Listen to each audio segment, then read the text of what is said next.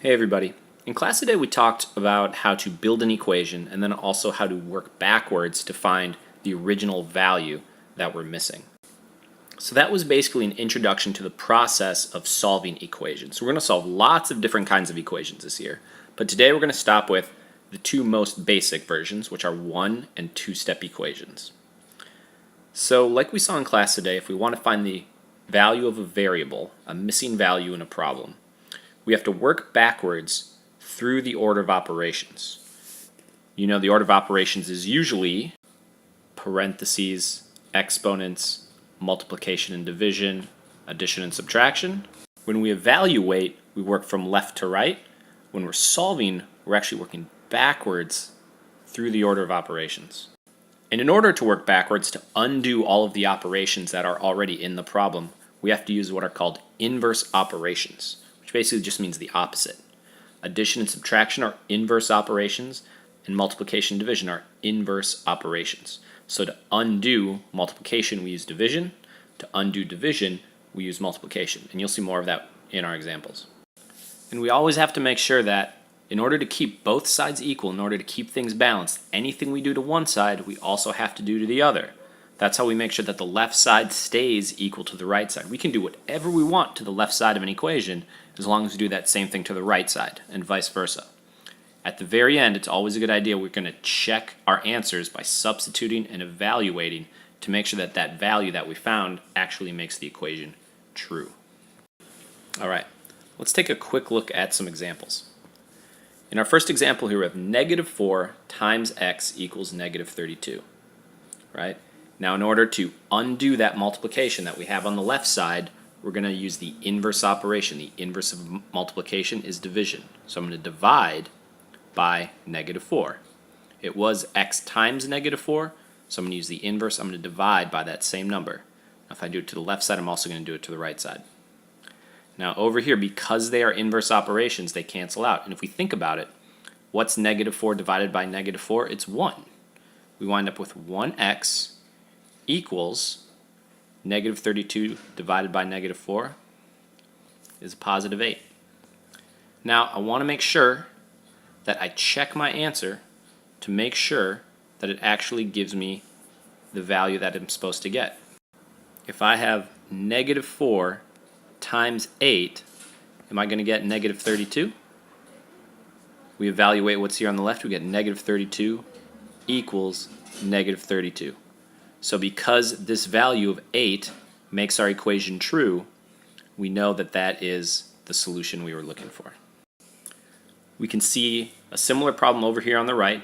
X plus 4 equals negative 7.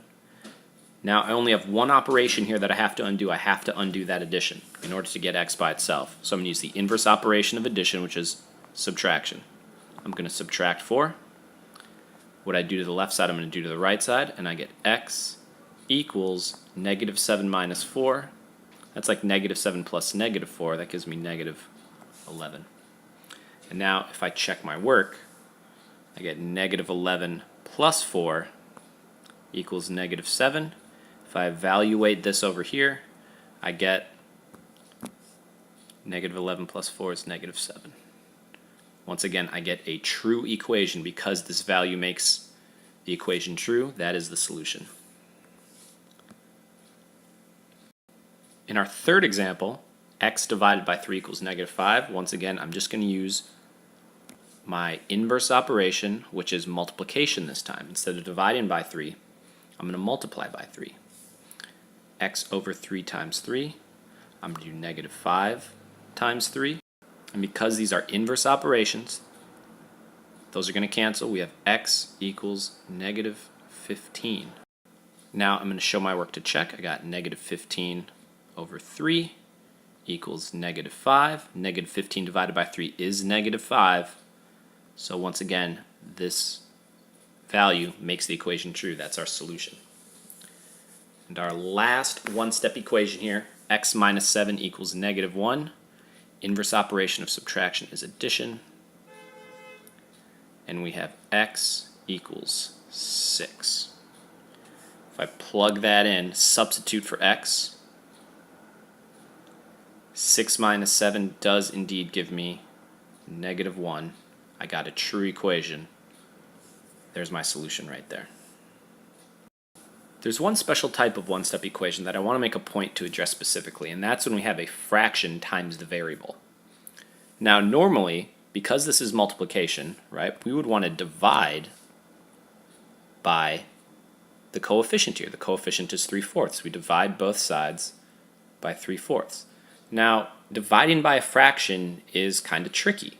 So an actually better way to do this problem is to take 3/4 x equals 15, that was our original equation, and instead of dividing by the fraction, we know that dividing by a fraction is the same as multiplying by the reciprocal of that fraction.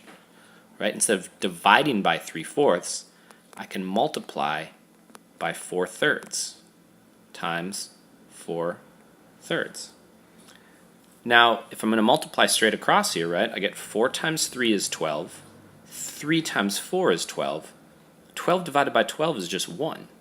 So what these actually end up doing is canceling out, and I get 1x equals 15 over 1 times 4 over 3.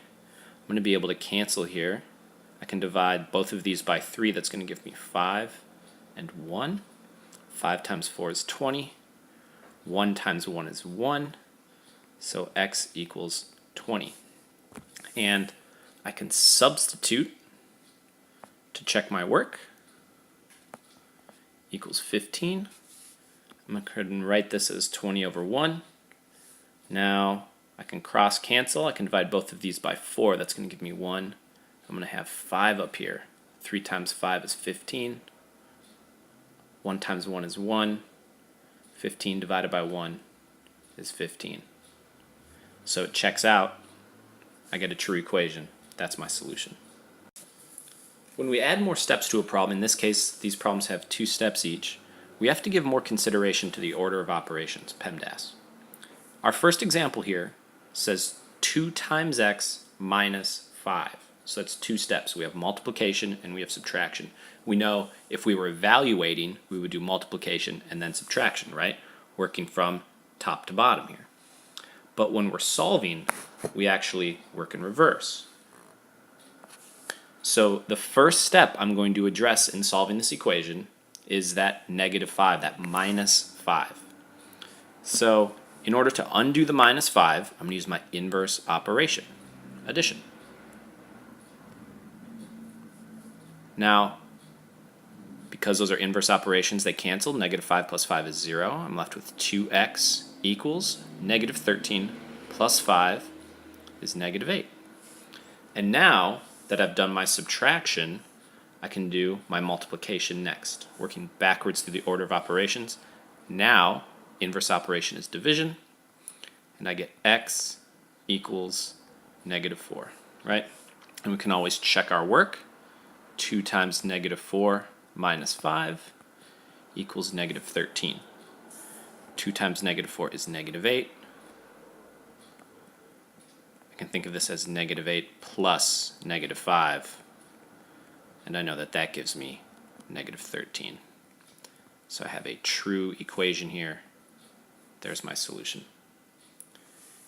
In this next example, I have -3 plus x over 5 equals -1. I'm actually going to rearrange these terms to help me see this a little bit better. So I'm going to write my positive x over 5. I'm using the commutative property of addition here, plus -3.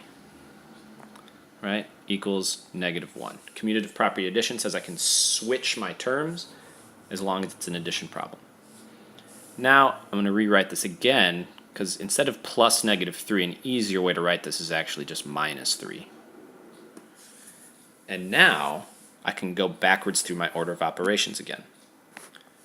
I have subtraction and division here, and if I look order, if I'm working backwards, subtraction is going to come before division. So I'm going to have to take care of that subtraction by using the inverse operation. Make sure I keep it equal on both sides. X divided by 5 equals 2. Now to undo division, we multiply.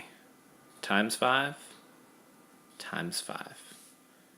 So I get x equals 10. and I want to check my work as always. Negative 3 plus 10 over 5. I'm going to use the original equation. 10 divided by 5 is 2. Now I'm using the order of operations in the correct order. PEMDAS, 10 divided by 5 is 2. Negative 3 plus 2 is negative 1. And I have my answer. X equals 10 is the solution to that equation.